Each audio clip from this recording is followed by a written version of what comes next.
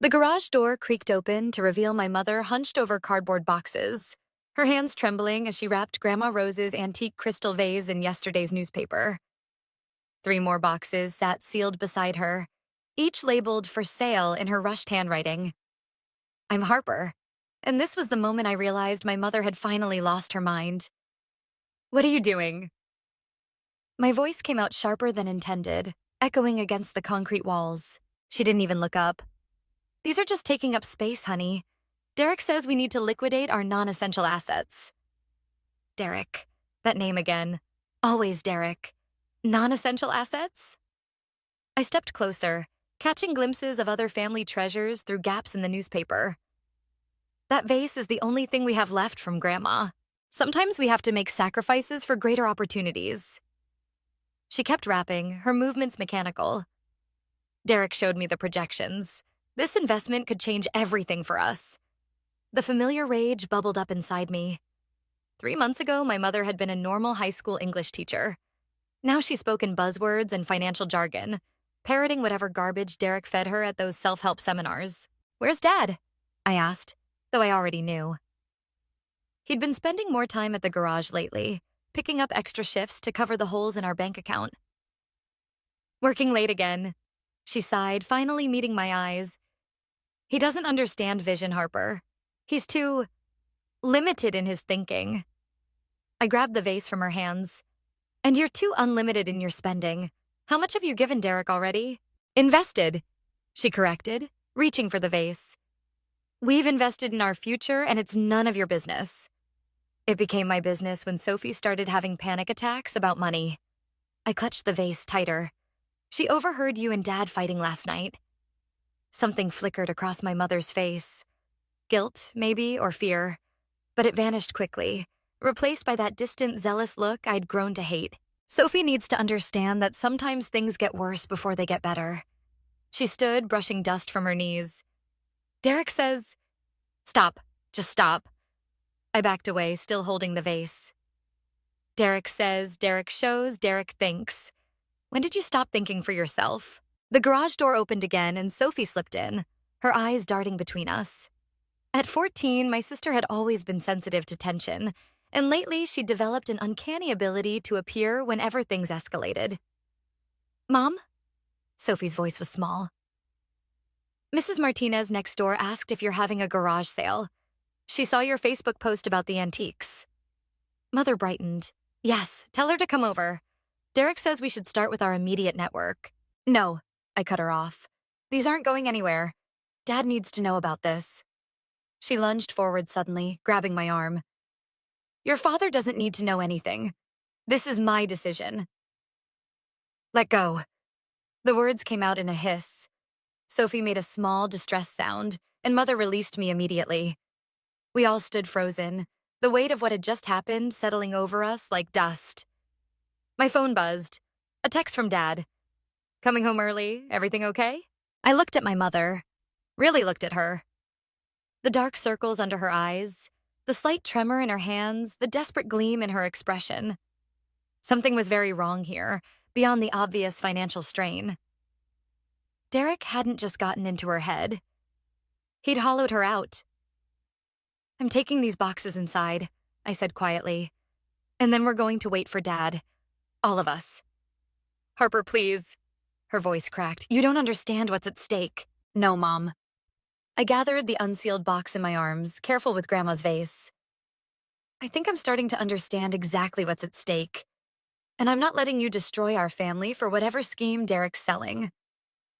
Sophie helped me with the other boxes while our mother watched, silent tears rolling down her cheeks. As we carried our family's history back into the house, I made a promise to myself. I would find out what Derek had done to my mother, and I would make him pay for it. Some people say revenge is a dish best served cold. But standing in our garage that day, watching my mother crumble under the weight of whatever web Derek had spun around her, I felt nothing but fire. The fluorescent lights of Pete's auto shop buzzed overhead as I watched my father wipe grease from his hands. His shoulders were tight, his movements mechanical. Telltale signs that something was eating at him. "Your mother emptied the savings account." He didn't look at me as he spoke, focusing instead on arranging his tools with precise, controlled movements. Every penny we had set aside for your college fund. Gone. The wrench in my gut twisted harder. When? Yesterday. He finally turned, and the defeat in his eyes made my chest ache. She said it was a temporary transfer, something about securing positions in Derek's new venture before they filled up.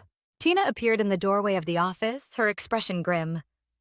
Michael, that investor meeting you asked me to look into? I found something. Dad nodded for her to continue, but she hesitated, glancing at me. It's okay, he said. Harper needs to hear this. Tina pulled out her phone. Derek's last 3 companies went bankrupt within 18 months of launching. Each time, the initial investors lost everything. She paused, scrolling. And get this. He was investigated for fraud in 2019, but the charges were dropped when the key witness suddenly refused to testify. The pieces clicked together in my head. That's why he targets people through those self-help retreats. He's building trust before he asks for money. Your mother won't believe any of this, Dad said, slumping against his workbench. She's convinced he's some kind of financial genius who's been unfairly maligned by small-minded people. The bitterness in his voice was raw. Then we show her proof. I pulled out my phone, but Tina shook her head. It's not that simple. People like Derek, they're master manipulators. They know exactly what to say to make their victims doubt everything except what they want them to believe. A customer's arrival interrupted us. Dad straightened, professional mask sliding into place, but Tina caught my arm as I turned to leave. Harper, be careful. Men like Derek? They notice when people start asking questions. I nodded, but my mind was already racing ahead, forming plans. At home, the tension was thick enough to choke on. Sophie sat at the kitchen table, pushing pasta around her plate while Mom talked rapidly into her phone. Yes, absolutely. No, I understand the urgency, Derek. I can meet you tonight to sign the paperwork. My fork clattered against my plate. Tonight? It's Sophie's art showcase at school. Mom covered the phone. I'll only be gone an hour. Sophie understands, don't you, sweetie? Sophie didn't look up, but I saw her shoulders curl inward, the same way they did whenever Mom chose Derek's urgent meetings over family commitments. Actually, I said, voice steady despite the rage building in my chest, I don't think she does understand. Neither do I. Harper, please. Mom's smile was strained. This is important. More important than your daughter's first gallery showing? The one she's been working toward all semester? Don't be dramatic. Derek says, Sophie suddenly shouted, making us both jump. I hate Derek. I hate what he's done to you. She shoved away from the table and ran upstairs, her door slamming moments later. Mom stared after her, phone forgotten in her hand. For a moment, I caught a glimpse of my old mother, the one who would have already been running up those stairs to comfort her daughter. But then Derek's tinny voice came through the phone and her eyes glazed over. I'll be there in 20 minutes, she said into the receiver, gathering her keys. As she rushed past me, I grabbed her wrist. Mom, wait. Just look at what this is doing to us. She hesitated, and for one heartbeat, I thought I'd reached her. Then she pulled away. You'll understand someday, Harper, when you see the bigger picture. The door closed behind her, and I stood alone in our kitchen, surrounded by the wreckage of what used to be our family dinner. My phone buzzed, a text from Dad. How bad? I typed back. Worse. She's meeting Derek tonight. Sophie's devastated. His response came quickly. Stay with your sister. I'm calling Tina. Looking at the abandoned pasta, Sophie's muffled sobs from upstairs, and Mom's empty chair, I made a decision. Derek hadn't just stolen our money. He'd stolen our mother. And I was done watching it happen. Time to fight fire with fire. Mom's laptop screen glowed in the dark kitchen as I scrolled through her email. 3 a.m., and my hands wouldn't stop shaking. Not from guilt, from rage. The encrypted messages between her and Derek laid bare a scheme far worse than I'd imagined. They weren't just planning another investment. They were targeting other families from Mom's school, using her reputation as a trusted teacher to rope them in. What are you doing? Sophie's voice made me jump. She stood in the doorway, wrapped in her oversized art smock, paint still fresh on her fingers. You should be sleeping, I said, closing the laptop. So should you. She moved closer, glancing at the screen. Did you find something? Before I could answer, Dad's truck rumbled into the driveway. He wasn't supposed to be home for hours. Sophie and I exchanged looks as voices carried through the walls. Dad's low and controlled. Mom's high and defensive. You confronted him? Mom's voice cracked. How dare you go behind my back? How dare I? Dad's laugh was hollow. Laura, he's taking everything we have, and now you're helping him target your own students' families? Sophie grabbed my arm. I hadn't realized I was moving toward the door until she stopped me. The front door slammed open. Derek's voice joined the chaos. Michael, you're making a serious mistake. My blood turned to ice. What was he doing at our house at this hour? The only mistake, Dad said, was not seeing you for what you are sooner. Get out of my house. Laura invited me. Derek's tone dripped with false concern. She called, very upset about your aggressive behavior at my office today. I edged toward the kitchen doorway, Sophie still clinging to my arm. Through the gap, I could see Derek, perfectly pressed suit, practiced smile, hand resting possessively on Mom's shoulder. Tell him, Laura, Derek urged. Tell him about the guaranteed returns. Show him the projections. The projections are fake, Dad spat. Just like your last 3 companies at sea. Just like every promise you've made. Michael, please. Mom stepped toward him. Derek showed me proof. The SEC investigation was a mistake. The investigation was buried, I said, stepping into view. Because your star witness disappeared, right, Derek? The room froze. Derek's smile flickered, then returned fuller, faker. Harper, shouldn't you be in bed? Shouldn't you be in jail? I pulled out my phone, displaying the articles I'd found. 3 bankruptcies, 200 families lost their savings, 1 witness who vanished right before testimony. Harper, enough! Mom moved between us and Derek. You don't understand. No, you don't understand. Sophie's voice rang out, startling everyone. She thrust forward a sketch pad. Look what I drew in art therapy, Mom. Look what your choices are doing to us. The page showed our family, drawn in Sophie's talented hand. But we were fractured, pieces falling away, Derek's shadow looming over the broken pieces of Mom. Mom's hands trembled as she took the pad. Sophie, baby, Save it. Sophie's voice shook. I heard you on the phone yesterday. You're planning to remortgage the house. You're going to take everything, aren't you? Derek stepped forward, smooth as oil. Perhaps we should discuss this privately, Laura. The children are clearly upset. The children, Dad cut in, are clearly smarter than we've been. He pulled out his phone. Tina sent me everything, Derek. Every scam, every victim. I'm meeting with the DA tomorrow. Derek's mask slipped. Just for a second, but I saw it. The flash of calculation, the predator beneath the smile. That would be unwise, he said softly. Laura's signature is on everything.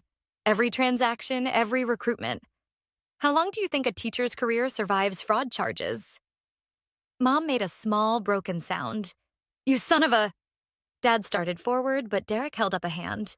Just business, Michael. Nothing personal. He turned to Mom. Laura, we should go. Now. The moment stretched like glass about to shatter. Mom looked between Derek and us, her family, tears streaming down her face. Mom, I said quietly, if you leave with him now, you're choosing him over us. Forever. She took a step toward Derek. Sophie's sketchpad hit the floor. And I knew with crystalline clarity that revenge wasn't just about justice anymore. It was about survival. Go ahead, Mom, I said, my voice arctic. But remember this moment. Because when everything falls apart, and it will, don't come crying to us. Derek led her out the door, but not before I caught his smirk. He thought he'd won. He had no idea what was coming. The manila envelope landed on Tina's desk with a soft thud. Inside were printouts of every conversation between Mom and her students' parents about Derek's investment opportunity. My hands hadn't stopped trembling since I'd found them.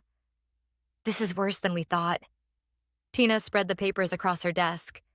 She's already collected deposits from 3 families. Dad leaned against the wall of the auto shop's office, eyes closed. How much? $50,000 each. I watched his jaw clench. And there are 7 more families lined up for next week. The phone on Tina's desk buzzed. She glanced at the screen and her expression shifted. It's my contact at the SEC. Give me a minute. As she stepped out, Sophie's latest text flashed on my phone. Mom's packing boxes. Lots of them. We need to move faster, I said to Dad, before... The office door burst open. Derek stood there, immaculate in his charcoal suit, that practiced smile plastered across his face. Harper, Michael, how convenient to find you both here. Dad straightened, positioning himself between Derek and me. Get out. Now. Derek held up his hands. I'm here as a friend. To warn you. He pulled out his phone, tapped the screen, and turned it toward us. Your mother's signature. On everything. Transfer authorizations, investment contracts, recruitment agreements. If you pursue this, vendetta, she'll face federal charges. My throat went dry. You're bluffing. Am I? He scrolled through more documents. The DA might be interested in how she used her position as a teacher to solicit investments. The school board certainly would be. You manipulated her, Dad growled. I gave her opportunities. She chose to take them. Derek's smile turned predatory. Just like she chose to leave with me last night. Face it, Michael. She's not the victim here. She's my partner. The word partner hit like a physical blow. Dad must have felt it too. His hands curled into fist. What do you want? I asked, hating how my voice shook. Drop it. All of it. The DA, the SEC investigation, everything. He straightened his tie. In return, I'll ensure Laura's name stays clean when this all plays out. When what plays out? His smile widened. Let's just say certain investments are about to mature. The pieces clicked together. You're planning to disappear. With everything. Smart girl. He checked his watch. You have until tomorrow to decide. After that, well, I'd hate to see Laura's career end in handcuffs. He turned to leave, then paused. Oh, and Harper? That encryption on Laura's laptop? Amateur work. Next time you go snooping, try harder. The door closed behind him just as Tina returned. She took one look at our faces and said, What happened? Before we could answer, my phone buzzed again. Sophie. Mom's gone. All her clothes, too. There's a note. The floor seemed to tilt beneath my feet. Dad caught my arm as I swayed. He knew, I whispered.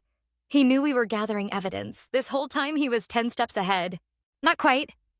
Tina's voice had an edge I'd never heard before. She held up her phone. My SEC contact? She found the witness from Derek's last case. The one who disappeared?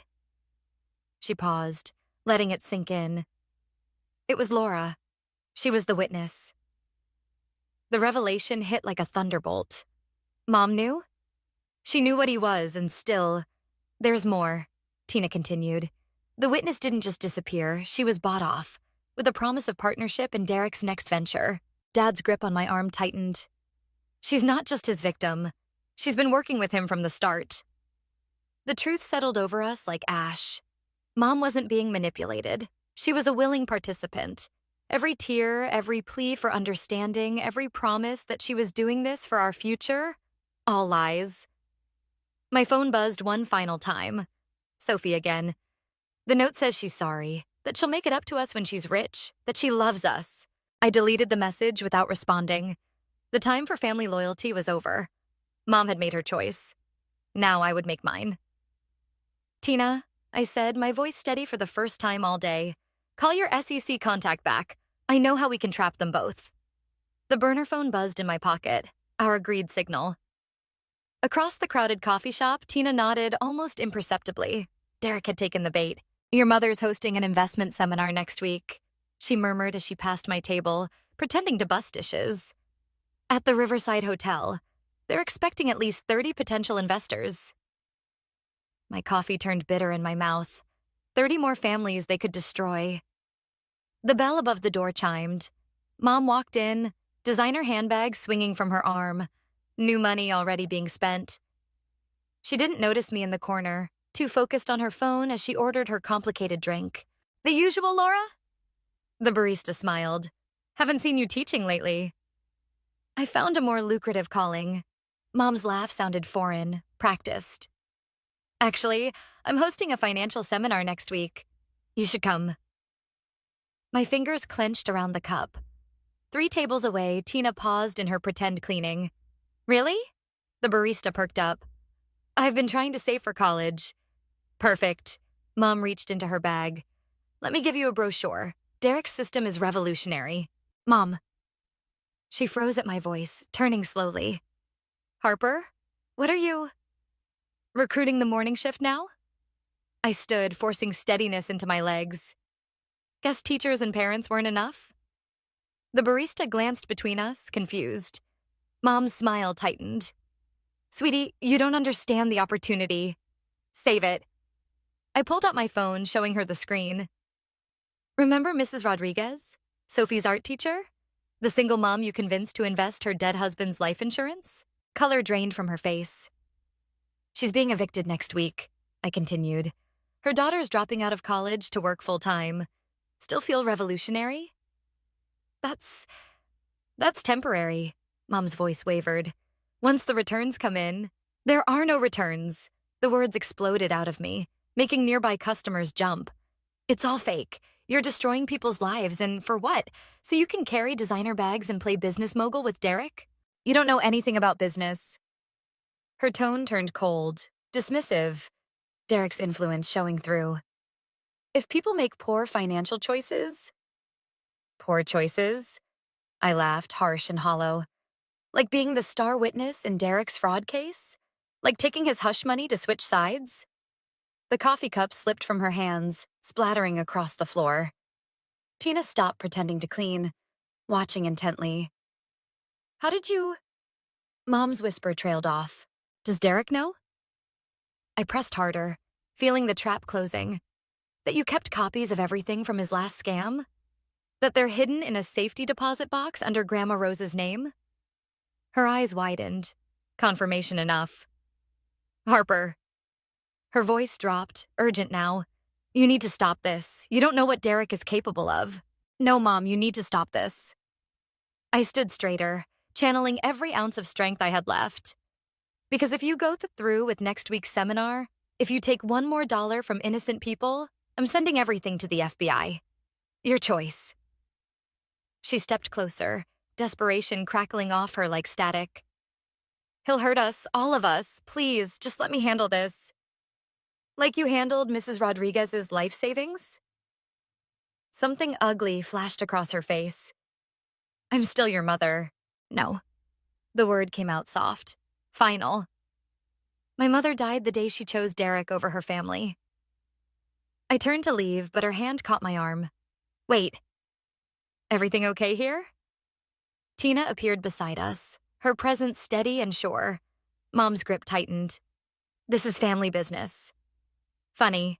I pulled free. That's exactly what Derek said about the fraud charges. The bell chimed again.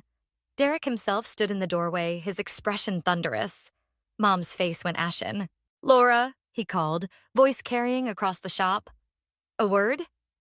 She moved toward him like a puppet on strings, but not before whispering, Whatever you're planning, stop. Now, or I won't be able to protect you. I watched them leave, my heart hammering against my ribs. Tina touched my shoulder gently. You okay? I nodded, pulling out the burner phone. The recording was perfect, every word captured clearly. One more piece of evidence for the FBI. Did you see his face? I asked, when she mentioned the safety deposit box. He looked scared, Tina confirmed. For the first time ever. Good. He should be scared. Because Mom was right about one thing. She couldn't protect me anymore. But I could destroy them both. The Riverside Hotel's ballroom glittered with false promises. Prospective investors mingled, clutching champagne flutes and glossy brochures, while Derek worked the room like a shark sensing blood. Mom stood at his side, all perfect makeup and practiced smile, as if she hadn't destroyed our family just weeks ago. I adjusted the hidden microphone under my blazer. The FBI agent's words echoed in my head. Get them talking about the previous scam. That's all we need.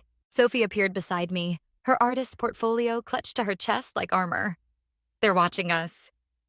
She was right. Derek's security team, 3 men in ill-fitting suits, had been tracking our movements since we arrived. Dad and Tina were somewhere in the crowd, waiting for my signal. Ladies and gentlemen, Derek's voice boomed through the speakers. Welcome to the future of financial freedom. The crowd pressed forward eagerly. I caught Mrs. Rodriguez's eye across the room. She'd come despite everything, desperate to recover her losses. My stomach churned. My partner, Laura, will share her own journey to financial independence. Mom stepped up to the microphone, radiant in her designer dress. A month ago, I was just a teacher, living paycheck to paycheck. Now you're a fraud. The words left my mouth before I could stop them, loud enough to carry. The room went silent. Mom's smile froze. Harper! Derek's voice carried a warning. Security, please escort. No.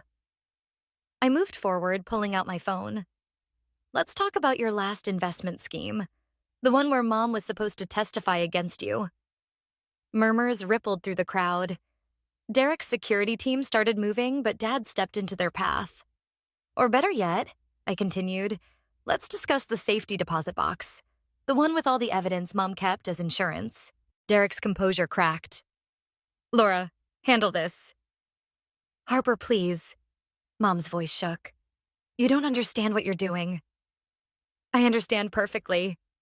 I played the coffee shop recording, her voice filling the ballroom. He'll hurt us. All of us. The crowd's murmurs grew louder. Derek's face darkened. Everyone out, he commanded. The presentation is postponed. But nobody moved. Mrs. Rodriguez stepped forward. Is it true? Was this all a scam? Of course not, Mom insisted. But her voice wavered. Harper is just confused. Show them, Sophie suddenly called out, opening her portfolio. Show them what you made me keep secret. She pulled out sketches, dozens of them. Mom and Derek in intense discussions. Mom crying over bank statements. Derek's threatening posture as he loomed over our family dinner. My art teacher said to draw what scares me. Sophie's voice cracked. This is what scares me, Mom. The room erupted in chaos. Investors demanded answers. Derek's security team moved in. Dad and Tina tried to reach us through the crowd. Then Derek laughed. A cold, calculating sound that froze my blood. Impressive performance, he said, pulling out his phone.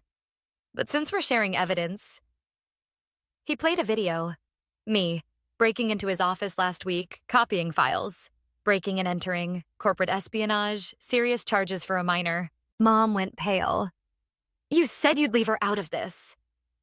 Plans change. Derek nodded to his security team. Like that safety deposit box you thought I didn't know about. The one that's being emptied right now. The ground seemed to tilt beneath my feet. Our backup evidence gone. You see, Harper, Derek continued, your mother made a choice long ago. She chose survival, just like you'll choose to walk away now, unless you want to spend your college years in juvenile detention. Harper, run! Dad's voice cut through the chaos, but I couldn't move. Mom stood frozen between Derek and me, tears streaming down her face, destroying her perfect makeup. I'm sorry, she whispered. The security team closed in. Tina shouted something about the FBI, but it was too late. Derek had outplayed us again. Sophie grabbed my hand, her grip desperate. This isn't over. But it was. I'd tried to save everyone, and instead I'd lost everything. The evidence, our leverage, maybe even my freedom. Derek's smile widened as he dialed his phone. Yes, officer, I'd like to report a break-in. The last thing I saw before the security team reached us was Mom's face. Not triumphant, not angry, just broken. Like she was watching both her daughters drown and choosing to let us sink. Maybe that's what revenge does. Makes you sacrifice the very things you were trying to save. The police station's fluorescent lights cast harsh shadows across Mom's face as she sat across from me. Her designer outfit wrinkled from hours in custody. Behind the two-way mirror, I knew Dad, Tina, and the FBI agents were watching. Sign the confession, I said, sliding the paper forward. It's over. She stared at her manicured hands. Derek has evidence against you. The break-in was authorized. I pulled out an FBI warrant. Everything I did was legal. Everything you did wasn't. Her eyes darted to the door like she still expected Derek to sweep in and save her. But he couldn't. He was in the next room, probably making his own deal. "You don't understand what it was like," she whispered, being the star witness, knowing he could destroy everything. "When he offered me a partnership instead, you chose money over morality." "I chose survival." The words exploded from her. "Do you know what happens to whistleblowers? They lose everything, their careers, their families, their futures. Like Mrs. Rodriguez lost everything?" She flinched. That was different. She knew the risks. Did Sophie know the risks? I pulled out my sister's sketches. "When you made her keep your secrets?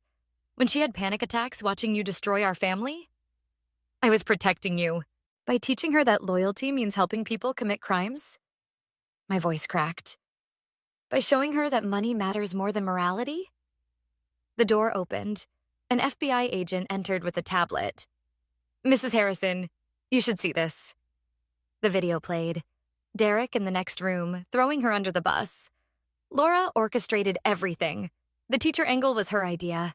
She knew exactly how to manipulate her colleagues' trust. Mom's face crumpled. "He promised." "He's a liar," I said softly. "Just like you became." She reached for the confession with trembling hands, then stopped. "What happens to Sophie?" "Dad has custody. She's safe." "And you?" "I'm testifying against both of you." Her pen hovered over the paper. "I never meant for any of this to happen. When Derek showed up at that self-help retreat talking about financial freedom, it felt like a way out. A chance to be more than just a teacher living paycheck to paycheck. You were more. You were our mother." The pen scratched across paper. In the silence that followed, I could hear muffled sobs from the next room, Derek's facade finally cracking. "Harper," Mom's voice was small. "That safety deposit box. How did you know?" I didn't. The truth slipped out. "But I knew you. The real you, the teacher who always made copies of important documents, who taught me to keep evidence of everything." She looked up sharply. "There was no box?" "There was, just not where Derek looked." I stood. "The FBI found it this morning, at Grandpa's old bank. Not Grandma's." A choked laugh escaped her. "You played us both." "I learned from the best." The words tasted bitter. "You taught me everything I needed to know about manipulation and betrayal." The FBI agent returned. "It's time." Mom stood, handcuffs jingling. "Will you visit?" "No." The answer came easily now. Some things can't be fixed with false promises anymore. As they let her out, she turned back one last time. "I do love you. Both of you. Even if I forgot how to show it." "I know." I gathered the confession. "That's what makes this unforgivable." Outside, Sophie waited with Dad and Tina. She rushed forward, wrapping her arms around me. "Is it really over?" she whispered. Through the window, I watched them load Mom and Derek into separate police cars. All those months of planning, of gathering evidence, of playing their own game against them, it hadn't brought the satisfaction I'd expected. "Yeah," I said, holding my sister tighter. "But not the way I thought it would." Dad's hand landed on my shoulder. "You did what you had to do, maybe." But as the police cars pulled away, I wondered if revenge ever really fixes anything, or if it just teaches us how to break things differently. Sophie pulled out her sketchbook, a new drawing. Our family, smaller now but unbroken, standing in the light while two shadows retreated in the distance. Sometimes the only way to save what matters is to let go of what's already lost. Grandma Rose's crystal vase caught the morning light, casting prisms across the kitchen table. I'd found it in a local pawn shop, 3 buses and 2 hours away from home. The owner remembered Mom, her desperation, her promises of future wealth. "You didn't have to buy it back." Sophie traced the vase's edges with her fingertips. "It's just a thing." "No." I watched the light dance. "It's a reminder." The newspaper on the table showed Derek's conviction, 15 years for fraud. Mom got 5, with a chance of early release. The article mentioned restitution payments to the victims, but some things couldn't be repaid. Dad entered, still in his work clothes, grease staining his hands. Mrs. Rodriguez called. The settlement money helped her daughter re-enroll in college. Good. The word felt hollow. Justice had been served, but the victory tasted different than I'd imagined. Sophie pulled out her sketchbook, the one she'd kept hidden during Mom's descent into madness. I need to show you something. The pages revealed a secret history. Mom crying in her car after those first meetings with Derek. Her hands shaking as she signed documents. The moment she realized she was trapped, depicted in harsh, desperate strokes. I drew these to understand, Sophie said quietly, but I think I was really drawing them for you. Why? Because you needed to see Mom as human, not just a villain or a victim. She turned another page, a sketch of me, features twisted with rage as I planned my revenge. Just like I needed to see you as my sister, not just an avenging angel. The doorbell rang. Through the window, I saw Tina's car in the driveway. She'd been helping Dad navigate the legal aftermath, their relationship evolving into something neither of them had expected. Harper. Sophie grabbed my wrist. There's one more thing. She pulled out a letter, the prison address stark in the corner. Mom's handwriting. She writes every week, Sophie admitted. I've been keeping them for when you're ready. My hands trembled.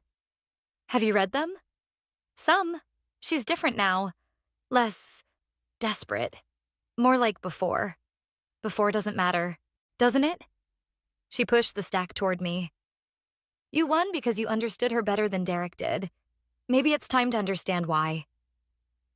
The doorbell rang again. Dad answered, his low murmur mixing with Tina's voice. Life moving forward, changing shape. I picked up the letters, feeling their weight.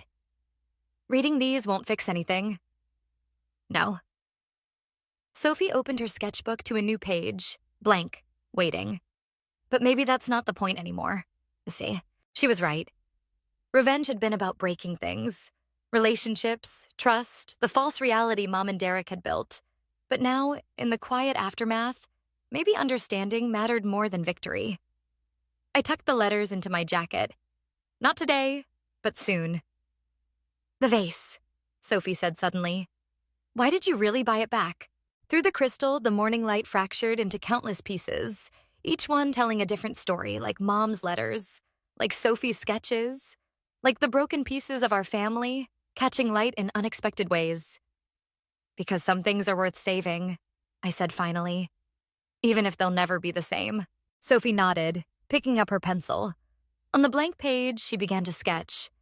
Not the past, not the pain, but something new. Our smaller family around the kitchen table, the vase between us, broken light making everything gleam. Dad and Tina's laughter drifted in from the living room. Outside, Mrs. Rodriguez's daughter drove past, heading to her first day back at college. And somewhere, in a cell, Mom might be writing another letter, trying to explain what the rest of us were still learning. That revenge might break the thing that hurts you, but understanding might help you build something new from the pieces. I opened the first letter, Sophie's pencil scratching quietly beside me, the vase casting its fractured light across us both. Not an ending, not really. Just a different kind of beginning. One where justice and healing could exist in the same broken light, in the same broken light, in the same broken light, in the same broken light, in the same broken light.